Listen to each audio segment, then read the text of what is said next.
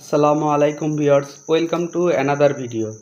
পাখিরহাট YouTube চ্যানেলে আপনাকে স্বাগতম। বরাবরের মতো চলে আসলাম নতুন আরেকটি ভিডিও নিয়ে।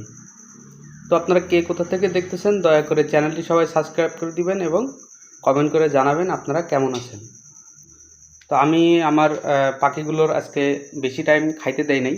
খাইতে না দেওয়ার কারণ আছে, সেটা হলো আপনারা যারা কবুতর পালেন, যারা অভ্যস্ত আছেন তারা অবশ্যই বলতে পারবেন কেন বেশি টাইম খাইতে দেয় নাই।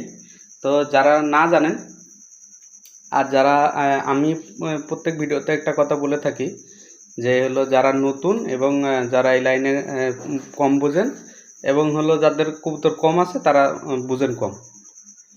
তো আমি তাদেরই এই কথাগুলো বলে থাকি যে হলো আপনার কবুতরের কোনো সমস্যা যদি হয়, কবুতরের যদি কোনো মানে ক্ষয়ক্ষতির একটা সমস্যা আছে, যে কবুতর এক সময় হলো বদহজম হয়। তা বদহজম হলে আপনারা কি করবেন, সপ্তাহে 2-1 বার বেশি টাইম না খাইতে দিবেন। পানি বলেন, আবার হলো খাবার বলেন, কোনো কিছু খাওয়াবেন না। কারণ হলো বেশি টাইম না খাইতে দিলে আপনার বদহজমগুলো তাদের বের হয়ে যাবে। তো মাশাআল্লাহ মাশাআল্লাহ এখানে একটা রেড সেকারের বাচ্চা আছে দেখেন। তো আলহামদুলিল্লাহ তার বয়স প্রায় 15 দিন। আলহামদুলিল্লাহ খুবই ভালো আছে।